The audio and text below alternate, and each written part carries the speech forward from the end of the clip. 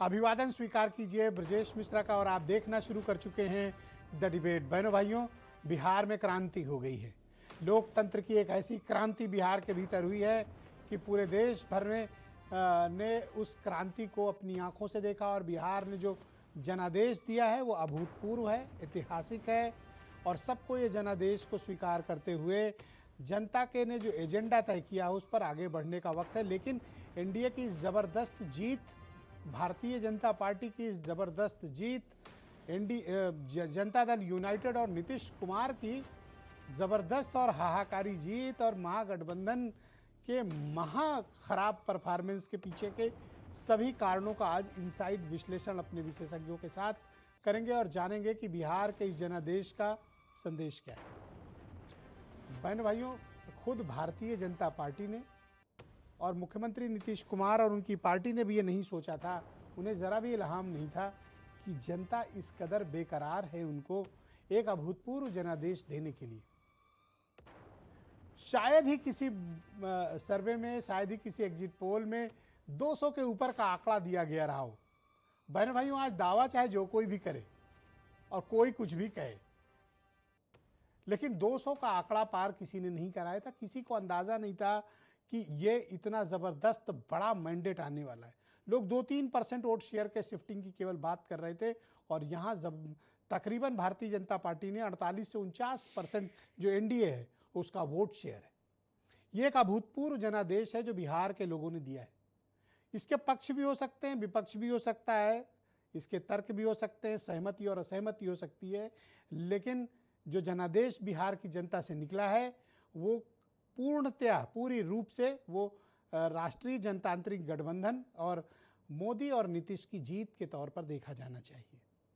ऐसा मैंडेट बिहार ने अपने आज़ादी के बाद से अब तक किसी को इतना अभूतपूर्व मैंडेट बिहार की जनता ने नहीं दिया जितना कि इस चुनाव में दिया है। तो क्या कारण है कि जो लोग ये कह रहे थे कि महागठबंधन की सरकार बन रही है या प्रशांत किशोर कोई बहुत करिश्मा करने जा रहे हैं, लेकिन जब ईवीएम खुली तो मामला एनडीए की तरफ अटूट जन समर्थन का था। और ऐसा अटूट जन समर्थन कि विपक्ष का मनोबल ही नहीं, उसका समर्थक और उसके वोट बैंक तक टूट गए, तबाह और बर्बाद हो गए।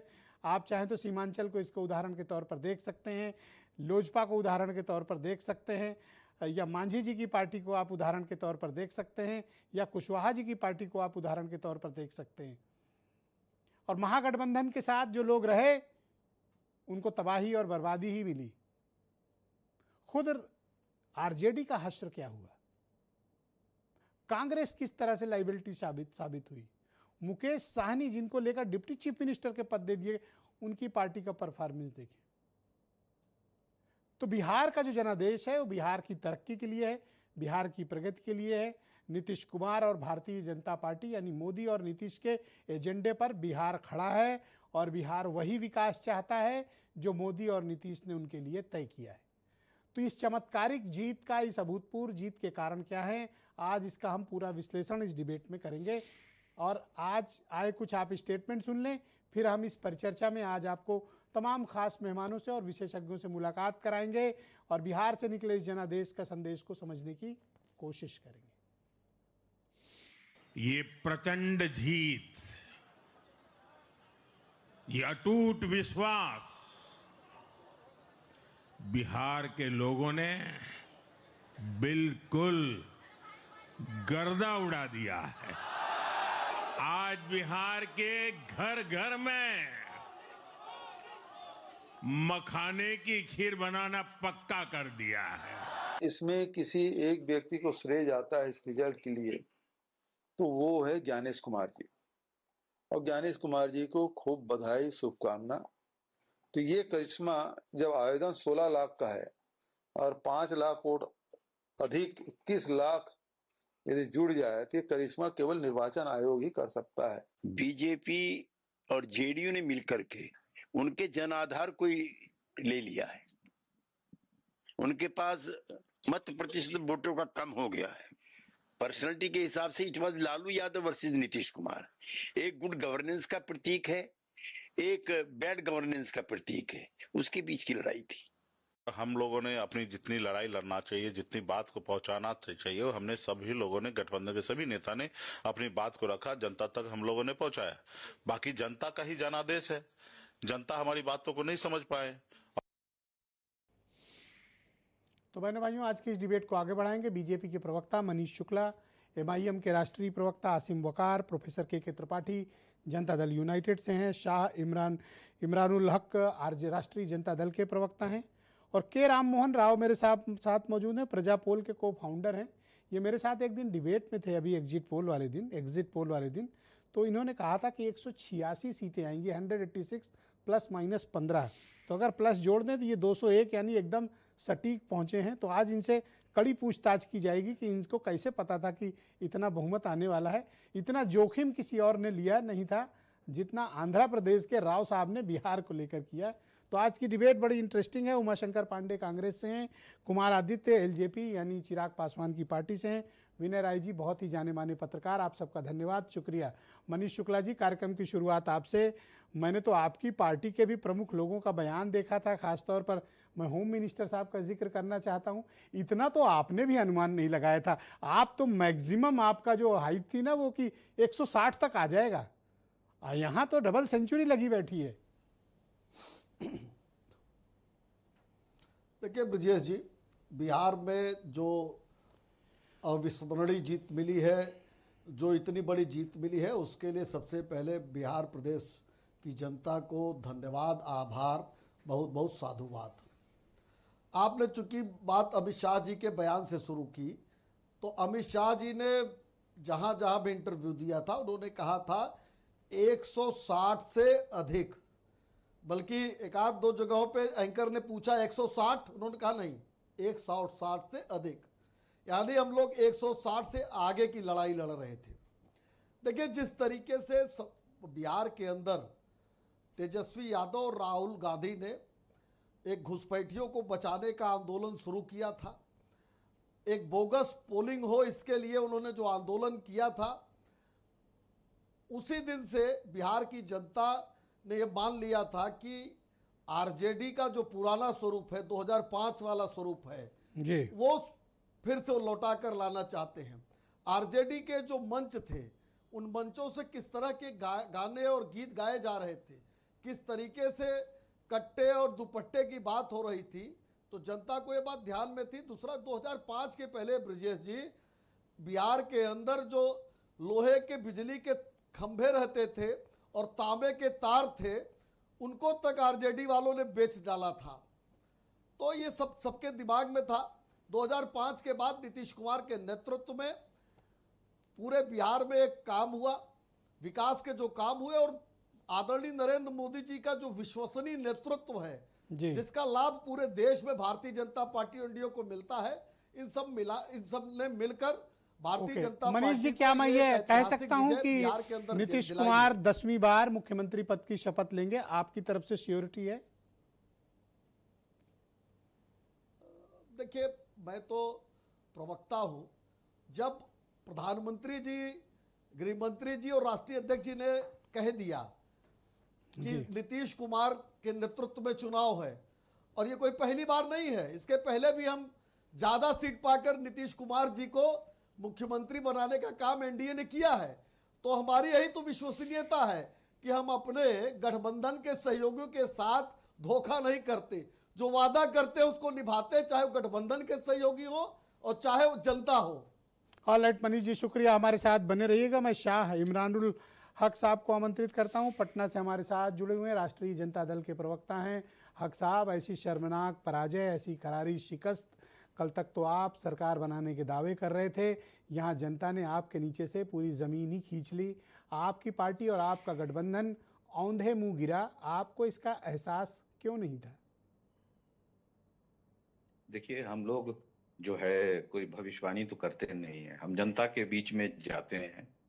हमारे नेता माननीय तेजस्वी जी, उन्होंने युवा आह्वान के साथ युवा के भविष्य को लेके, महिलाओं के भविष्य को लेके एक रोड मैप बताया लोगों को, और वो चीज जन भीड़ में भी आपने देखी कि लोगों का काफी आकर्षण रहा, लोग आए। अब वो जनता जनार्दन है, उनको उन्होंने जो मैंडेट दिया, जो मत दिया, इसमें मतलब हमको जनता से किसी तरह की शिकायत नहीं है। हम तो उनके सरोकार की बात रखते हैं, आपको ये उनके जनादेश फायदे के लिए आपको ये बात रखते हैं। जनादेश स्वीकार है? देखिए, जनता के जनादेश को जो अस्वीकार करेगा वो लोकतंत्र का पार्ट हो ही नहीं सकता।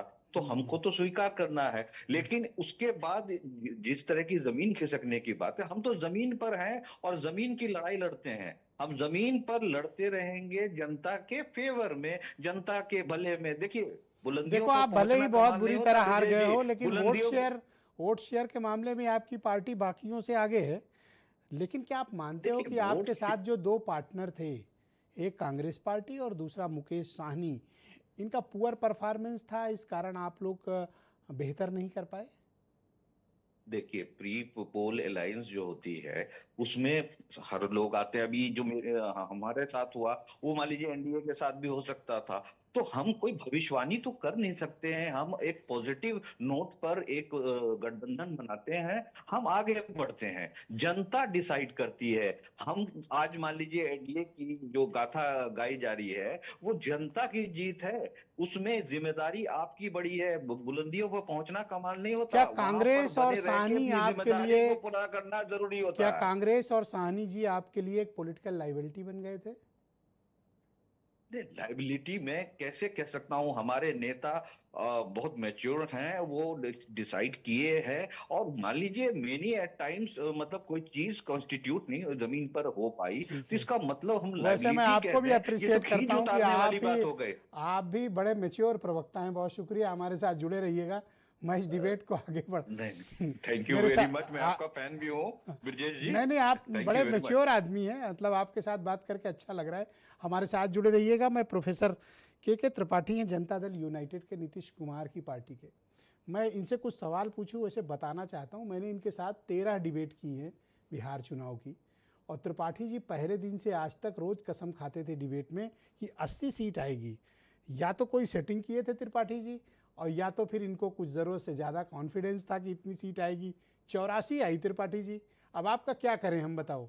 आपका माल्यार्पण करें, आपका अभिनंदन करें, कैसे करें? मैं आपका आपके इस चैनल को बहुत बहुत बधाई देता हूं कि और आपके साथ ही एनडीए के भारी बहुमत से जीतने के लिए और बिहार की पर मैं ये जनता मिस्ट्री नहीं समझ पाया कि आप ये 80 सीट का कसम कैसे पहले दिन से खाए थे और आई 84? देखिए, कोई मैं गेम तो नहीं है? 1994 से बिहार की धरती पर काम कर चुका हूं माननीय जॉर्ज फर्नांडिस के साथ। मैंने बिहार को बड़ी करीब से पढ़ा है, बड़ी करीब से उसको समझने का मुझे मौका मिला। और जॉर्ज साहब एक जमीनी नेता थे और जमीनी हकीकत से कभी वो दूर नहीं गए। इसलिए बिहार में जो कुछ हो रहा था, माननीय नीतीश कुमार ने जिस दौरान सत्ता संभाली, उसके बाद उन्होंने राष्ट्रीय कार्य समिति में कहा था कि हमें 22 समीकरण को तोड़ना। और ये 22 समीकरण का इतना जकड़न है कि जो बिहार को कहीं विकास से बहुत दूर दूर तक कोई वास्ता नहीं। वहां पे आए दिन नरसंहार होता था, आए दिन लूट लिया जाता था, आए दिन महिलाएं अरे आप तो पुरानी थीसिस शुरू कर दिए। आपने तो ऐसा लगा जैसे मंच पकड़ लिया हो। अरे अभी कैसे जीते ये बताओ ना। देखिए उसके पीछे लॉजिक है, कोई इनकम्बेंसी फैक्टर नहीं था। और इस लड़ाई को सबसे कमजोर अगर किसी ने किया है तो कांग्रेस के माननीय राहुल जी ने उस लड़ाई को बिल्कुल मोड़ दिया। जबकि बिहार की जनता के मुद्दों को उठाना चाहिए था, एसआईआर का मुद्दा ले जाकर के वहां, लेकिन जनता का उसको कोई सहयोग नहीं मिला। और माननीय तेजस्वी यादव का जो है वो जड़ से खत्म कर दिया, उनके जड़ में मट्ठा डाल दिया। अरे भतीजे पे बड़ा प्रेम उमड़ रहा है आपका, तो ऐसे माननीय तेजस्वी जी राहुल हरवा दिए, भड़का रहे हो, आग लगा रहे हो? नहीं, ब्रजेश जी ये बिल्कुल सत्य है। क्योंकि बिहार की धरती पर बिहार की बात होनी चाहिए, ना कि ईडी की बात होनी चाहिए, ना तो सीबीआई की बात होनी चाहिए, ना इलेक्शन कमीशन की बात होनी चाहिए।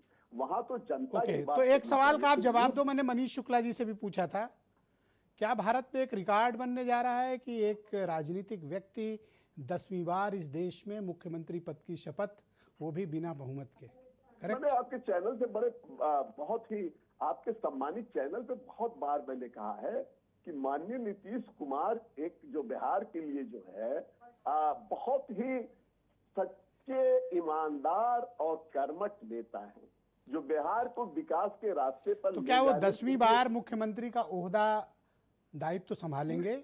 बिल्कुल बिल्कुल। भारतीय जनता पार्टी जो हमारे गठबंधन के में है, उसके जो प्रमुख नेता हैं, चाहे प्रधानमंत्री माननीय प्रधानमंत्री नरेंद्र जी मोदी हो, चाहे वो हमारे नड्डा साहब हो, और चाहे वो रक्षा। अरे आप इतनी सफाई ना दो, मैं समझ गया कि 10वीं बार भी वही आएंगे, बल्कि मैं तो एक कदम आगे बढ़कर कहता हूँ कि नीतीश कुमार भारत की राजनीति में शोध का विषय हैं, उन पर पीएचडी होनी चाहिए, उन पर रिसर्च होनी चाहिए। देखिए आपने तो बहुत पहले कह दिया था कि हम भारत, मैं तो कहता हूं कि जब वो राजनीति से रिटायर हों तो उनको भारत मैं रत्न आज- मिलना चाहिए। मैं आज फिर आपके चैनल से मांग अगले कर रहा आदमी हूं, को 10 बार माननीय- मुख्यमंत्री, एक बार भी माननीय बहुमत प्रधानमंत्री नहीं, जी इस बार से भी गठबंधन को ही कि बहुमत, बात- पर अगला आदमी 10 बार मुख्यमंत्री। निश्चित रूप भारत से में वो ऐसी आप- उपलब्धि आप शायद ही इस पे किसी के पास विचार हो, करें, दुनिया और में नहीं होगी। भारतीय जनता पार्टी माननीय Thank you, Narendra sir. Modi ji से मेरा आग्रह है जी। कि वो धन्यवाद। वो उनको बहुत शुक्रिया। भारत मैं रत्न आज दे। आपके ये साथ बड़े चैनल के माध्यम से और मैं कहना कांग्रेस चाहता हूं, पार्टी आपके के सम्मान करता हूं। बराबर का परफॉर्मेंस किया है एमआईएम ने। एमआईएम ने सीमांचल में ऐसा कमाल किया कि जो लोग कह रहे थे कि मुसलमान अब एमआईएम को लकड़ी से भी नहीं छुएगा, चिमटे से भी नहीं छुएगा, उस एमआईएम ने कमाल कर दिया और सीमांचल में 5 सीटें जीतकर उसने सबको चौंका दिया। मेरे साथ आसिम वकार साहब मौजूद हैं इस कार्यक्रम में। वकार साहब, जब लोग कह रहे थे कि एमआईएम खत्म हो गई, मुसलमान अब उसको वोट नहीं देगा, उसी बीच एमआईएम फिर से 5 पहले जीते थे, 5 इस बार भी जीत के आए। तो क्या मुसलमानों ने सिर्फ सीमांचल में आपका साथ दिया, बाकी जगह नहीं दिया, या इनको खारिज करने के कारण? और दूसरा, एनडीए को इतना मैसिव मैंडेट, क्या आपने कभी सोचा था इसके कारण क्या हो सकते हैं? देखिए, सबसे पहली बात तो एआईएमआईएम को, असद ओवैसी साहब को वही लोग कंडेम कर रहे थे, वही लोग कह रहे थे कि एमआईएम मुसलमान अब नहीं छुएगा और मुसलमान दूर हो गया, जो लोग आरजेडी और कांग्रेस के साथ खड़े थे। आम आदमी नहीं बोल रहा था, कांग्रेस के और आरजेडी के वर्कर बोल रहे थे, या वो लोग बोल रहे थे जो असद ओवैसी साहब से, एमआईएम से नफरत करते थे। वोटर कोई नहीं बोल रहा था। जनता ने मैसेज दे दिया कि आप सब नफरत की राजनीति करते हैं, आप गलत मैसेज दे रहे थे, और जनता ने सही मैसेज दे दिया। दूसरी सबसे बड़ी बात, ये जो हार हुई है, मैं आपको एक छोटी सी बात बताना चाह रहा हूं, ये बड़बोलेपन की वजह से हुई है। आप जनता में मैसेज नहीं दे पाए। अगर तजुर्बेकार नेता होते तो वो पार्टी का मैसेज देते, उनकी जाति लड़ाई नहीं होती है। लेकिन ना तजुर्बेकार लोग जो हैं वो जाति लड़ाई लड़ने लगते हैं। पप्पू यादव पूरे चुनाव में एक बात कहते फिरे कि अगर आमौर से अख्तरुल ईमान जीत गए एआईएमआईएम के तो मैं राजनीति से इस्तीफा दे दूंगा, अगर कांग्रेस हार गई तो मैं राजनीति से इस्तीफा दे दूंगा। तो मैं आपके चैनल के जरिए से सबसे पहले तो उनसे कह रहा हूं कि आपका कांग्रेस का जो कैंडिडेट है जलील मस्तान, वो सिर्फ हारा नहीं है, वो तीसरे नंबर पर चला गया है। तो अब राजनीति तो छोड़िए, आपको संसद, आपके जो संसद का पद है उससे भी आपको इस्तीफा देना होगा।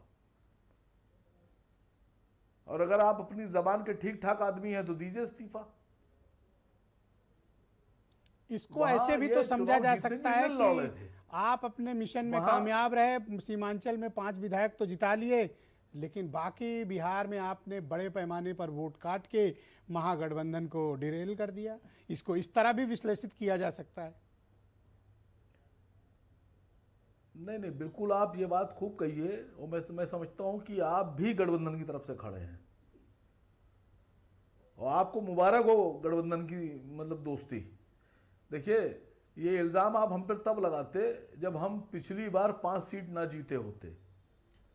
ये इल्ज़ाम आप तब लगाते कि जब तेजस्वी ने हमको ऑफर किया होता और राहुल गांधी ने, और हम इनकी बात ना मानते।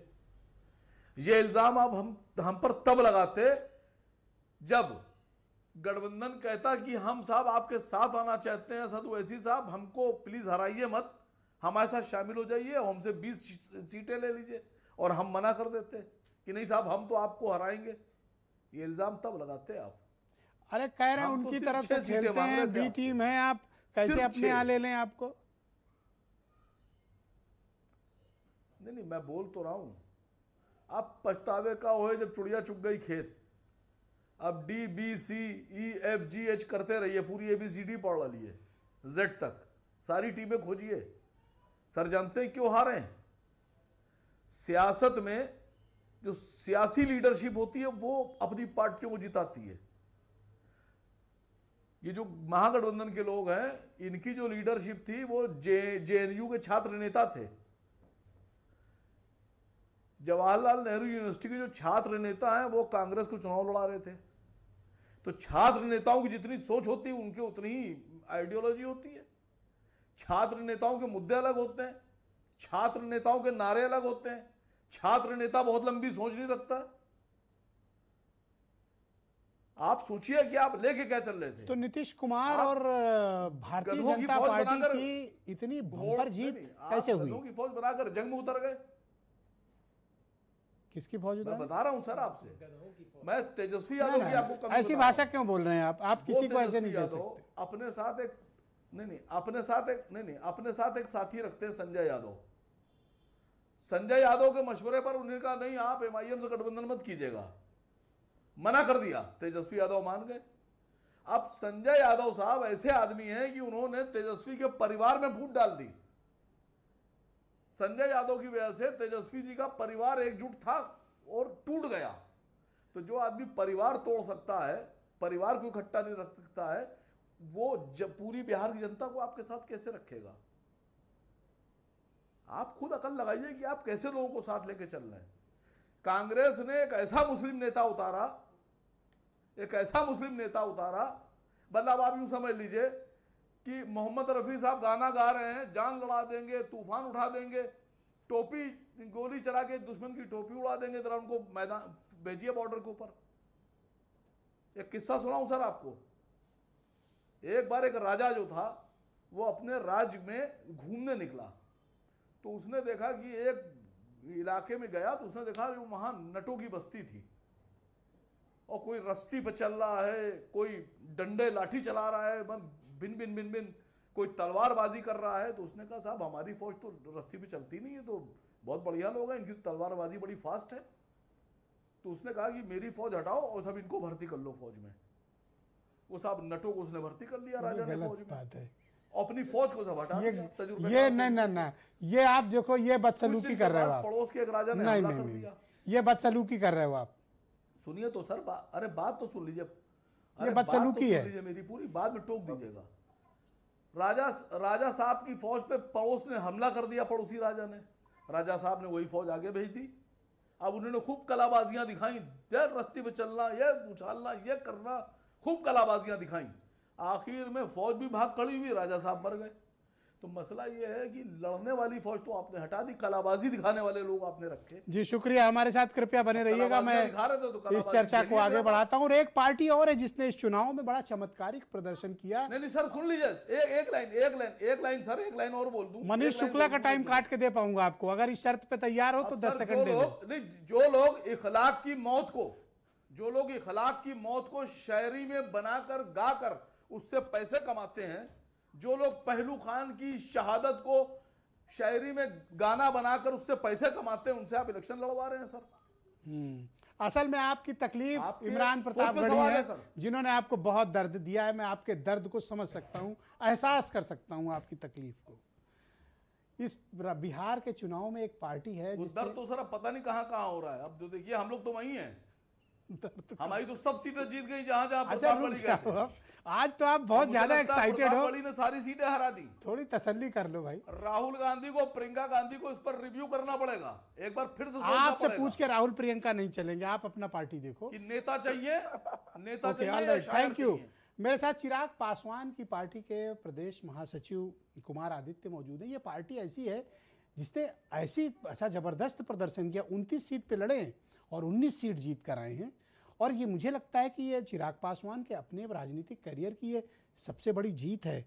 जो बीजेपी की और एनडीए के कारण हो पाई, इसमें चिराग पासवान की कितनी भूमिका है या उनको कितना पसंद किया गया, ये अलग विषय है, पर इस जीत के कारण को आप किस तरह से विश्लेषित करते हैं आदित्य जी? देखिए, चिराग पासवान जी की फैन फॉलोइंग और लोकप्रियता जो है वो युवाओं के अंदर और ख़ास तौर से बिहार के अंदर सबसे ज़्यादा देखी गई है। अभी बीते दिनों मैं चुनाव में रहा था, चिराग पासवान जी ने जितने भी कैंडिडेट अपने उतारे थे उनकी विधानसभा में उनका जनाधार बढ़ता गया और इस बार बिहार की जनता ने जातिवाद को ना देखते हुए तुष्टीकरण की राजनीति को ख़त्म करने का काम किया है। और चिराग और ऐसा वो पार्टी कह रही जो खुद जाति के आधार पर बनी है? नहीं, ऐसा नहीं है। ओके, ऐसा नहीं है, क्या कहते हैं, लेकिन माननीय चिराग पासवान जी को देखते हुए बिहार की जनता ने वोट किया है और हम लोग एनडीए की सरकार बनाएंगे। अब तो जो कहोगे वो सही माना जाएगा, हालांकि बैठ के बीजेपी के कंधे पे आप सब भी बैतरनी पार कर गए। नहीं, अब ऐसा तो जो कहोगे माने लेगी। नहीं, ऐसा नहीं है। अगर सीट हमें ज़्यादा मिलती तो हम ज़्यादा भी जीतते। ओके, अब क्या डिप्टी सीएम चाहिए या फिर नॉर्मल जो मिल जाए ले लोगे? अब ये तो ऊपरी लोगों का नहीं, फैसला आप लोग है। अच्छा निगोशिएशन कर लेते हो ना, मतलब? नहीं, ऐसा कुछ भी नहीं अच्छा, है। नहीं। हाँ, कोई जो भी निगोशिएशन नहीं? नेगोशिएशन तो और मैं सलाह माननीय दूंगा करना भी मत, उनके पास मैंडेट इतना है ना, घर बिठा देंगे। माननीय राष्ट्रीय अध्यक्ष जी की हमारे नेतृत्व करने की फ्री क्षमता। में सलाह है। बहुत शुक्रिया आपका। मैं कांग्रेस के प्रवक्ता डॉक्टर उमाशंकर पांडे को आमंत्रित करता हूं। आज काफ़ी हताश, निराश और दुखी बैठे हुए हैं। ये तो बड़ी बेइज्जती हो गई पांडे जी। किसकी? अब आपको नहीं समझ आ रहा तो फिर यही सबसे बड़ी बेइज्जती है। नहीं, आप किसकी समझ रहे हैं और मैं किसकी समझ रहा हूं, दोनों में जरूर अंतर है। मैं तो समझ रहा हूं कि लोकतंत्र और संविधान की बेइज्जती हो गई। मैं तो ये समझ रहा हूं कि राहुल गांधी जी ने जो कहा था कि चुनाव परिणाम ऐसे होंगे, वही परिणाम आ गए। देखिए, भारतीय जनता पार्टी, जैसा कि बीजेपी के साथी भी कह रहे थे और तमाम चैनलों पे मैं सुन रहा था, सब यही कह रहे थे कि मोदी जी ने कमाल कर दिया। मैं भी कह रहा हूं मोदी जी ने कमाल कर दिया। ये तैयारी 2023 से शुरू हुई थी ब्रजेश जी, बिहार के लिए, हरियाणा के लिए, महाराष्ट्र के लिए। एक चीज छोटी सी इंटरवीन करूंगा, फिर आप बोल लेना। आपको क्या ये जनादेश स्वीकार नहीं है? हाँ या ना? बहुत सारे प्रश्नों का जवाब समय देता है ब्रजेश जी। आप देखिए, आपके जो लार्जेस्ट पार्टनर हैं जिनके कंधे पे आप बैठे थे, आरजेडी, हाँ। उन्होंने इस जनादेश को सहर्ष स्वीकार किया। मैं देखा अभी मैंने तेजस्वी जी का ट्वीट देखा। उन्होंने किया है कि क्या ये चुनाव निष्पक्ष था। उन्होंने लोगों से कहा है कि जवाब जरूर दीजिए। हम सब भी इस बात पे असमंजस में हैं। और देखिए, जब हम देखते हैं 2023, ज्ञानेश जी जो अमित शाह जी के गृह मंत्रालय में 5 साल एज ए ऑफिसर काम करते हैं, उनको 2023 में लाया जाता है, चुनाव आयुक्त बनाया जाता है, फिर उनको मुख्य चुनाव आयुक्त बना दिया जाता है। पूरी क्रोनोलॉजी समझिए। मैं क्रोनोलॉजी समझ लिया, मुझे केवल ये थोड़ा नहीं, एक क्लैरिटी मुझे- दे दो जो ब्लॉकेज है, मुझे बस बात उसको करने दो। ब्लॉकेज निकाल दो बस। जनादेश अस्वीकार, जी, जनादेश अस्वीकार, समय जवाब देगा। आपको स्वीकार नहीं है? नहीं, मुझे तो नहीं स्वीकार है। आप बिल्कुल आरजेडी के लिए लाइबिलिटी बन गए, सिर्फ 6 सीट आए। कोई और बात पता है नहीं है। आपको वोट कितना मिला? 8% वोट भी नहीं है। ये आप आपका आरजेडी के कंधे पे ऐसा बैठे कि वो बेचारे खुद गिर पड़े। देखिए, वो आप कह सकते हैं, वो हम और आरजेडी मिलकर आप तय कर पॉलिटिकल लेंगे। एसेट नहीं, पॉलिटिकल कोई बात लाइबिलिटी नहीं होते है। जा रहे हैं ये देश भर में। आप कह सकते हैं, लेकिन हम लोग बैठ के तय और कर आप लेंगे। जनादेश को खारिज अगर करते हो। हमारे गठबंधन के आप चुनाव- गड़बड़ी के आरोप लगा सुन सकते हो, लीजिए, चुनाव आयोग पर आरोप सुन लगा लीजिए, सकते हो, सुन लीजिए। पर जनादेश को पूरा खारिज। अरे आपका दोस्त जो लार्जेस्ट पार्टनर है, उधर स्वीकार से करें। सुनिए ब्रजेश जी, आपका ओपिनियन हो सकता है, जनता की ओपिनियन। नहीं, आपका ओपिनियन हो सकता है। आरजेडी अगर हमसे किसी बात पे नाराज होगी तो जब हम बैठेंगे आत्म मंथन के लिए, हम कर लेंगे। लेकिन हकीकत अरे तो अब यही ना है। बैठ पाएंगे वो आपके नहीं, साथ। सुन लीजिए, देखिए मेरी बात काट हो दिया। गया बस। नहीं, मेरी बात काट दिया आपने। मेरी बात तो आने अरे दीजिए। बोल लो भैया। फिर उसके बाद क्या हुआ? 2023 के बाद 24 में उनको मुख्य चुनाव आयुक्त बना दिया गया। उसके बाद SIR 1 महीने का समय देकर किया जाता है। वोटर लिस्ट में 70 लाख लोगों के नाम काट दिए जाते हैं। करीब 1 करोड़ के आसपास नाम जोड़ दिए जाते हैं। फिर दिल्ली से सारे नेता जाके वोट डालते हैं। फिर हरियाणा से ट्रेन भर भर के वो लोग आते हैं वोट डालने। बीजेपी के लोग टिकट देकर भेजते हैं। ये पूरे देश ने देखा। लेकिन कहीं से इस पर कार्रवाई की ना तो आवाज उठी, ना कहीं से इसको एक कंडेम किया तरीका गया। था कि सुनिए, आप डेमोक्रेटिक सुनिए। प्रोसेस में पार्टिसिपेट ना करते, इलेक्शन का नहीं, सुन बहिष्कार लीजिए, कर सुन देते, लीजिए, अगर इतनी पूरी शिकायत बात थी तो। आने दीजिए। अब इसके आगे मैं अगला स्टेप की बात कर रहा हूं। ब्रजेश जी, ये बहुत गंभीर विषय है। अगर यही चलता रहा तो अभी आगे का स्टेप देखिए क्या है। आगे पूरे देश में एसआईआर का घोषणा हो गई, एसआईआर हो रहा है। ज्ञानेश गुप्ता जी 2029 तक चुनाव आयुक्त रहेंगे और उस स्थिति, अभी 26 में डिलिमिटेशन है, उसमें भी खेला होगा। तो और मोदी जी ने कहा है, उनका प्रिय विषय वन नेशन। सर, आपका दुख कमी आने नहीं दीजिए। हो रहा है, मैं क्या बताऊं। मेरा ही आपका ये दुख कट ही नहीं रहा है। देखिए कितनी बार आपने हस्तक्षेप किया ब्रजेश जी। 2002 मनीष जी, रुकना पड़ेगा थोड़ा, 2 गेस्ट बाकी हैं। मोदी जी कहते हैं one nation one election. Thank you, one sir. Nation one election कराएंगे, इसी पैटर्न धन्यवाद। पर कराएंगे। हाँ, और मनीष जी, पूरा please wait, देश हाँ। बीजेपी जीत लेगी। All right. 29 राज्य के और राम मोहन केंद्र राव की जी, सरकार बहुत भी शुक्रिया बीजेपी सर। जीत लेगी। धन्यवाद। और बाबा साहब का जो संविधान है वो डस्टबिन में फेंक पांडे जी, दिया आप जाएगा वैसे 2029 मैं पांडे जी में, को एक प्रवक्ता अगर के रूप यही में चलता रहा तो। जी, पांडे जी को वैसे मैं प्रवक्ता के रूप में काफी श्रेष्ठ और विद्वान मानता हूं, पर आज अफसोस की बात यह है कि आज इंट्रोस्पेक्शन करने, आत्मचिंतन, आत्ममंथन की बजाय आत्मचिंतन किया हुआ आज है भी ब्रजेश आप जी। उल्टी किए जा रहे हो, एक उल्टी किए कहावत जा है, रहे सुन हो, लीजिए। मुंह में हाथ डाल डाल के नहीं उल्टी कर नहीं रहे हो। नहीं, ऐसा All नहीं right, है। राव जो साहब हो के पास रहा है चलते वो हैं। Thank यही you, है। sir. यही है ब्रजेश जी। के राम सच्चाई मोहन राव यही वो शख्सियत है, मैंने आप बता डिबेट के दीजिए प्रारंभ चुनाव- में नहीं, बताया था। चुनाव सर, ट्रेन भर के सर, लोग रुक आए, जाओ। चुनाव आयोग ने तो क्या कार्रवाई कंप्लेंट किया? करो सर, राकेश सिन्हा पर कंप्लेंट क्या करो ना, कार्रवाई? क्या कर लिया ये सब आपने? तो सामने सबूत है अभी ना। कह दूंगा तो बुरा लग लोगों ने जाएगा। किसी नहीं, अभी आप तो एक- कह ही देंगे ना। तो सुन तो लो भाई, नहीं, चुनाव आयोग पर सवाल उठा इतनी के तारीफ दिखाए। कर दी यार आपकी, आप उसके बावजूद चिल्ला रहे हो। रुक जाओ।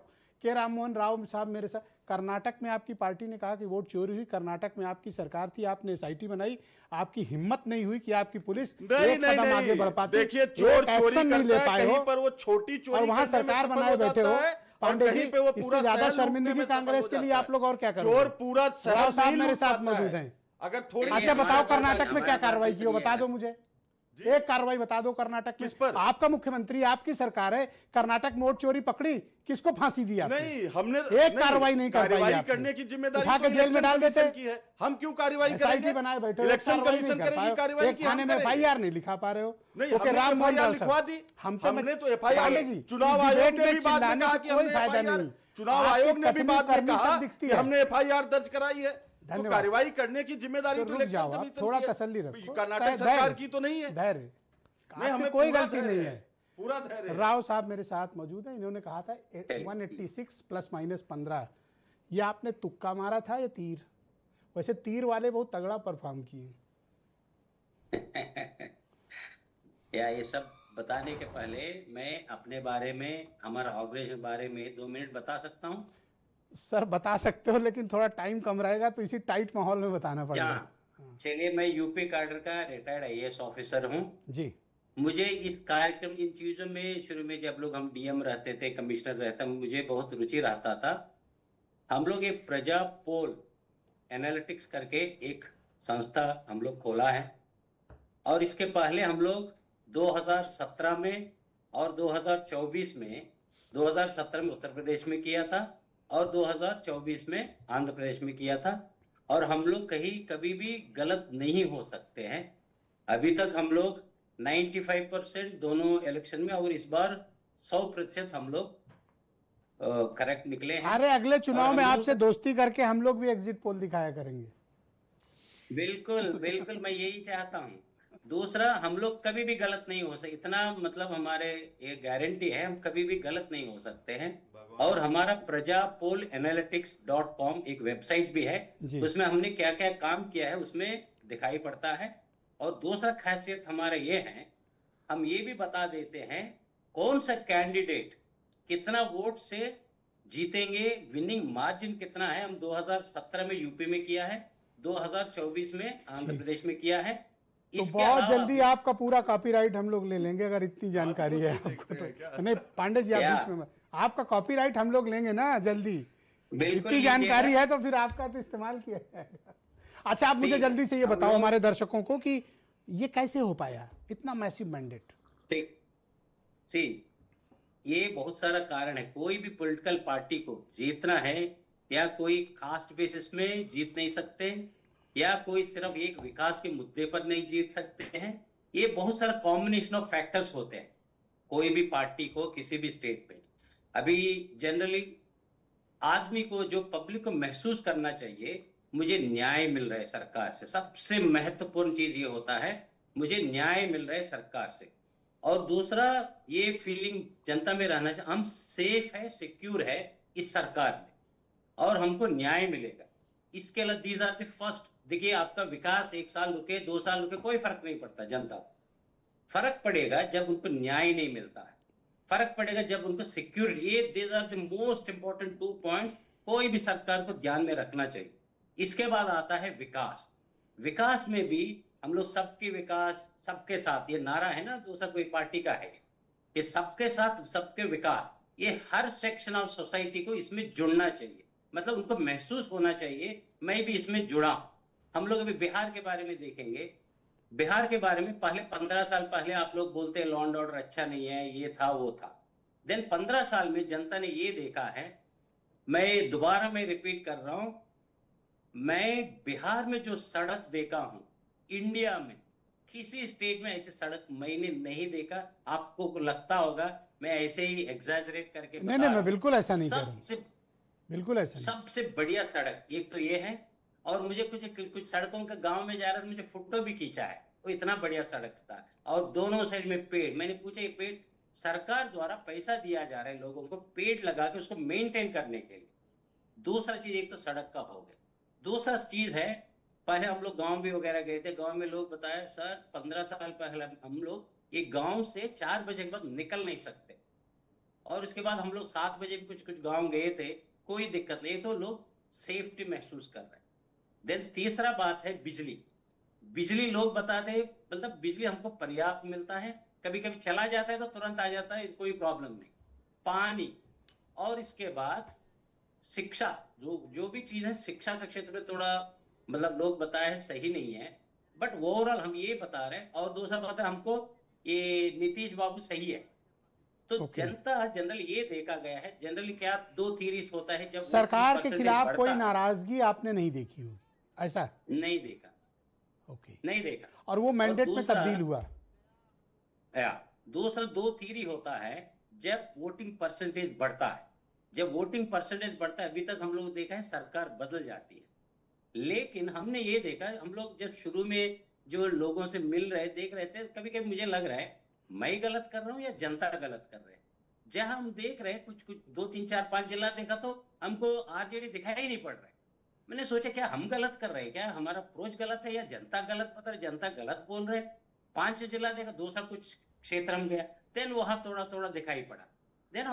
देन मुझे महसूस हुआ कोई सुनामी होने वाला है, क्योंकि ऐसा चीज को हमारा अनुभव के अनुसार उत्तर प्रदेश में हो, तेलंगाना में हो या आंध्र प्रदेश में, जब ये चीज महसूस होता है, क्योंकि हमको ये इसमें बहुत सारा इंटरेस्ट। वेरी ट्रू, बड़ी इंटरेस्टिंग बात कही राव साहब ने। देखिए, एक न्यूट्रल आदमी आंध्र प्रदेश के, इनकी कोई ऐसा कोई इनकी व्यक्तिगत दिलचस्पी थोड़ी बिहार में, ये तो अपने काम के सिलसिले में गए और वो जो चीज़ एक आउटसाइडर होने के नाते इन्होंने महसूस की वो हमारे साथ शेयर की। विनय राय जी उत्तर प्रदेश के बहुत ही जाने माने पत्रकार हैं और बिहार की राजनीति को इन्होंने बहुत कवर किया है। राय साहब, ये करिश्मा कैसे हुआ, एनडीए का इतनी बम्पर मेजॉरिटी, महागठबंधन की हार, और दूसरा वो प्रशांत किशोर का क्या हुआ? देखिए, सबसे बड़ी बात है, अभी राव साहब ने जो एक शब्द कहा ना कि जब नेतृत्व के खिलाफ कोई ज़्यादा माहौल ख़राब नहीं होता है और तब अगर मतदान हो रहा है तो ये माना जाता है कि वो प्लस माइनस कहीं भी हो सकता है। ट्रेन से भर के जो लोग आए वो छठ में आ गए या वोट डालने चले गए, ये देखना विपक्ष का काम है, क्योंकि आखिरकार किसी बूथ पर ही उन्होंने वोट डाला होगा। तो सच्चाई भी परखना है तो खुद पॉलिटिकल पार्टी के जो बूथ एजेंट थे उनको तय करना चाहिए था। और जब परिणाम आ रहा है तो उसमें अपनी कमी भी देखनी चाहिए कि हमारी कमी कहाँ रह गई। जैसे आसिम बकार साहब ने कहा हमने 6 सीट मांगी, नहीं दिया, वो 5 जीत के बैठे हैं आज। अगर आज उनको आप 6 सीट दे देते तो आज ना उन पर आप वोट काटने का आरोप लगाते, न वो आपके विरोध में कहीं और सीटों पर चुनाव लड़ते। यहाँ जो परिस्थिति है, नीतीश कुमार के खिलाफ अक्रॉस द पार्टी किसी ने भी जो विरोध में भी था, मजाक भले ही उनके स्वास्थ्य को लेकर उड़ाया, लेकिन किसी ने नहीं कहा कि उनका परफॉर्मेंस खराब रहा है, वो डिलीवर नहीं कर पाए, और करप्शन के कोई आरोप नहीं थे। जिस बात का सड़कों का जिक्र किया भी राव साहब ने, मैं उसके बारे में कह दूं कि कुशीनगर हमारा जिला लगता है, गोपालगंज हम लोग जाते हैं, पश्चिमी चंपारण जाते हैं, बगहा जाते हैं, वाल्मीकि नगर जाते हैं, तो पहले एक मानक होता था जैसे गाड़ी गड्ढे में गिरी बिहार आ गया। अब ठीक उल्टा है। आप नेशनल हाईवे की बात नहीं कर रहा हूँ मैं, नेशनल हाईवे, स्टेट हाईवे और डिस्ट्रिक्ट की जो रोडें हैं, जो यहाँ तक की सीसी रोडें गांव में बनी हैं, वो भी बिहार की सड़कें, मैं दावे के साथ कह सकता हूँ उत्तर प्रदेश से अच्छी सड़कें बिहार की हैं। बिजली की स्थिति ज़्यादा बेहतर हुई है, कानून व्यवस्था सबके सामने, अपराध हर जगह होता है, लेकिन सरकार की मंशा क्या है? एक मामला अनंत सिंह का आया, बीचों बीच चुनाव को जेल भेजा गया।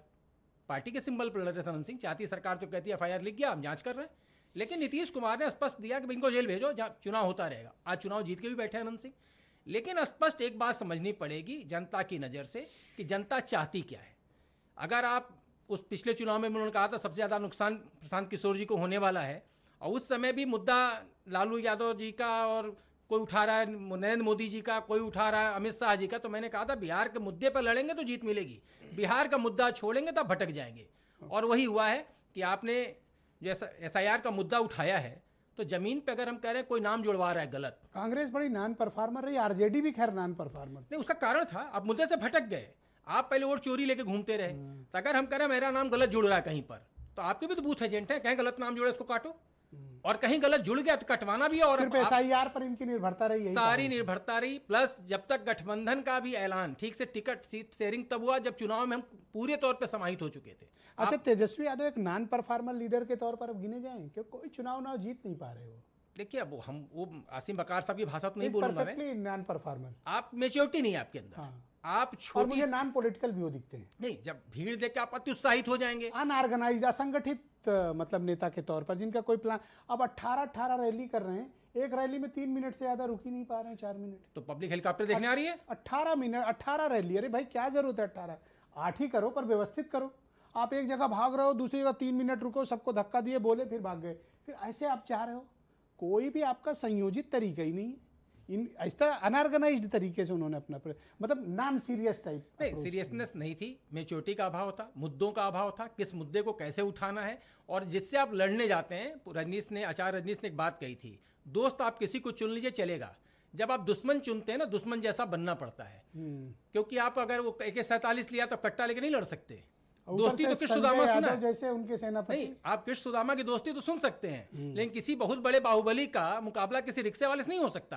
तो अगर आप लड़ने जा रहे हैं नीतीश कुमार से, तो कम से कम नीतीश कुमार जैसा हथियार तो जुटाइए, आप बीजेपी जैसे हथियार तो जुटाइए, उनके जैसे मुद्दे तो लेके आइए। शुक्रिया सर, डिबेट को थोड़ा आगे बढ़ाएंगे। मनीष शुक्ला मेरे साथ मौजूद है, भारतीय जनता पार्टी के प्रवक्ता हैं। मनीष जी, इस डिबेट में कांग्रेस जनादेश स्वीकार करने को तैयार नहीं है, वो आपके ऊपर इलेक्शन चोरी का आरोप लगा रही है। हाँ वकार साहब, बस थोड़ा वेट करिएगा, जरा शुक्ला जी की ओपिनियन ले लूं। सर मैं आपको 90 सेकंड दे पाऊंगा सर, गो एड सर। देखिए ब्रजेश जी, मैं 1-2 एग्जाम्पल दूंगा, कुछ अपनी भी बात कहूंगा। 2010 में इस देश का प्रधानमंत्री कौन था, सरकार किसकी थी? मनमोहन सिंह। उसमें भी 102 सीटें भारतीय जनता पार्टी लड़ी थी और 91 सीटें हम जीते थे। 2015 में 70 में 67 सीटें दिल्ली में आम आदमी पार्टी ने जीता। एक लंबी लिस्ट है जब इस तरह के स्ट्राइक रेट आए हैं। लेकिन देखिए, मैं तो ये चाहता हूं कि पांडे जी और राहुल गांधी जी, पूरी कांग्रेस का जो तरीका है, जो इस तरह की बात करते हैं, जो SIR जैसे मुद्दे लाते हैं, भगवान करे ये इसी तरह के मुद्दों पर आगे भी आए, जनादेश का अपमान करें, जनादेश को माने न, चुनाव के दौरान मलेशिया से लेके वहाँ घूमे, जब रिजल्ट आए तो मस्कट में रहे, ये तो बहुत अच्छा है हमारे लिए, हमको क्या समस्या है इससे। दूसरी बात देखिए, बिहार में नरेंद्र मोदी जी और नीतीश कुमार जैसा विश्वसनीय चेहरा था, जिसके चेहरे पर और जिसके चरित्र पर कोई दाग नहीं था, उस नरेंद्र मोदी जी को वोट चोर कहने का पाप किया। जबकि 2019 में चौकीदार चोर कहने का जो काम किया था, उसका हश्र भी देख चुके थे। चुनाव के दौरान हरियाणा का एग्जाम्पल दिया इन्होंने, और दोपहर 12 बजे इन्होंने प्रेस वार्ता की, शाम होते होते तमाम न्यूज चैनलों ने उसकी कलाई खोल दी। तो ये तो इनकी, थैंक यू मनीष जी। अगर आप मुद्दों के बाहर जाएंगे तो रिजल्ट यही आएगा। एक बात कह के मैं बात, बस 15 सेकंड, जो बहुत जरूरी है उत्तर प्रदेश के परिप्रेक्ष्य में, ये मगध का जो संदेश है ये अवध तक है। ये हार अखिलेश यादव की भी है, ये भी गए थे और लोग बता रहे हैं, बिहार के लोग, जब अखिलेश यादव बिहार गए तो वहां के लोग और डर गए। एक जंगल राज वाला तेजस्वी तो यहाँ था ही, अब दूसरा जंगल राज वाला अखिलेश यादव। थैंक यू मनीष शुक्ला जी, बहुत शुक्रिया, थैंक यू सर। आधार हो गया 27 में 17 दोहराएंगे। ऑल राइट, वकार साहब आप कुछ कह रहे थे, हाथ उठा रहे थे, आप कह सकते हैं, बोलिए सर। नहीं देखिए, मैं विनय राय साहब हमारे दोस्त हैं, इनकी बात से मैं इत्तेफाक रखता हूँ। मैं आपका दुश्मन, आज मेरे से नाराज हो, और विनय राय आपके दोस्त हैं। पॉलिटिकल आदमी हूँ, मेरी तकलीफ समझिए, मेरी तकलीफ समझिए। मैं ना कांग्रेस में हूँ, ना आरजेडी में हूँ, ना समाजवादी में हूँ। मैं फिर भी पूरी तरीके से बीजेपी के खिलाफ हमेशा रहता हूँ, उसके खिलाफ चुनाव में रहता हूँ, उसके खिलाफ सोचता हूँ। मैं चाहता हूँ बीजेपी की सरकार बदले। मैं सीधी सी बात कहना चाहता हूं कि अगर तेजस्वी जी ने अपने सलाहकार के मशवरे पर गौर ना किया होता और हम लोग की बात मान ली होती, और राहुल जी ने अपने लोगों के ऊपर गौर, मतलब उनके फैसलों को हटाकर एमआईएम से गठबंधन किया होता, तो ये सच है कि हम सिर्फ 6 सीट पे चुनाव लड़ रहे होते, और वो 6 सीट भी आपको मिलती और बाकी जगह पर आप लड़ते। मसला यह है कि जिन सीटों पे आप हमें इल्जाम लगा रहे हैं, उन सीटों पे लड़ने के लिए आरजेडी ने और कांग्रेस ने हमको मजबूर किया कि जाओ हमारे वोट काटो। और आपका तो ये खैर फेवरेट काम है, आपने खुद अपनी हार स्वीकार और आपका तो ये फेवरेट काम है। दूसरी बात सुनिए सर, नहीं सर सुनिए सर, मैं किसी भाषा, किसी प्रदेश, बस आ रहा हूँ शाह साहब, आप ही के पास आ रहा हूँ। हाँ, बस आ रहा हूँ। लेकिन राजनीति का एक उसूल है सर, राजनीति का एक उसूल है कि जो व्यक्ति हमारी भाषा नहीं समझ सकता, जो व्यक्ति हमारी जबान नहीं समझ सकता, वो हमारे मसले और मुद्दे कभी नहीं समझ सकता। Thank you sir, thank you sir. आपने एक ऐसे आदमी को प्रभारी बना के भेजा, और ऐसे प्रदेश का जो ठेठ कट्टर हिंदीवादी प्रदेश है, आपने ऐसे आदमी को वहां बना के भेज दिया। इनकी सारी, इनके सौतिया डाह कांग्रेस से है, सारी समस्या भाई की कांग्रेस से है। मतलब इतनी तकलीफें, इतनी शिकायतें, मतलब इतना तो कोई प्रेमी प्रेमिका में नहीं होता नाराजगी जितना आप में है। ऑलराइट, शाह इमरानुल हक साहब हमारे साथ मौजूद हैं। हक साहब सुनिए सर, अरे बात तो सुन लीजिए। आप रुक जाओ सर, थोड़ा सा रुक जाओ सर। अगर मेरी बात कड़वी लगे, मैंने बहुत सुन लिया। ओके, वकार साहब प्लीज, वकार साहब प्लीज, आप जरा हक, अरे शाह साहब को बोलने दें। ओके, थैंक यू वकार साहब। ओके शाह साहब आप बोलिए। देखिए, वकार साहब बहुत अच्छा बोलते हैं, ठीक है, लेकिन बात बोलने का एक सलीका भी होता है। जैसे बहुत सारी पर्सनल चीजें होती हैं जो हम पटल पर नहीं डिस्कस करना चाहिए। चाहे आप संजय का नाम, कोई किसी की कुछ इस तरह की कंट्रोवर्सी बात करने से किसी का कद नहीं बढ़ता, क्योंकि हकीकत किसी के पास नहीं है सर। ठीक है, आज सिचुएशन है, आज टीम मोदी जीती है तो अपने वकार भाई भी खुश हैं, ठीक है। तो कहने का ये मेरा मतलब है कि सब कहीं ना कहीं नहीं, ये आपने कैसे कह दिया कि मोदी जी जीते हैं तो वकार साहब खुश हैं? ये आपने किस आधार पे कहा? वकार साहब की भी खुशी है, परफॉर्मेंस अच्छा हुआ ना उनका। अरे उनका भी परफॉर्मेंस अच्छा हुआ तो उनको खुशी की बात है। इत्तेफाक से मतलब सब एक मंच में, खुशी का मंच इनके साथ आ गया। तो मान लीजिए कि अगर आपके अंदर भी एक सौतिया डाह है आसिम वकार को लेके, ये स्वीकार कर लो। नहीं, कोई डाह नहीं।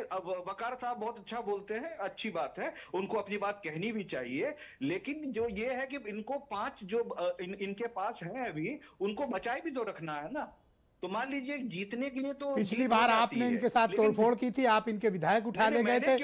आप क्या धमकी दे रहे हो कि इनके विधायक उठा ले जाओगे? नहीं, एमएलए कोई बच्चा नहीं होता ना, तो वो तो उसका सेल्फ डिसीजन होता है। तो कहने का ये मतलब है जो एरिया का वकार साहब, आपको करारा जवाब देने की तैयारी उधर चल रही है। नहीं, करारा जवाब नहीं, आप कर रहे हो। मैं किसी को जवाब नहीं दे रहा हूं। मैं एक बात कह रहा हूं कि कहीं ना कहीं थैंक यू सर, उस एरिया में आपने जो फाइट किया, ठीक है, आप जीते, आपको professor Tripathi ji thank you sir, thank you sir.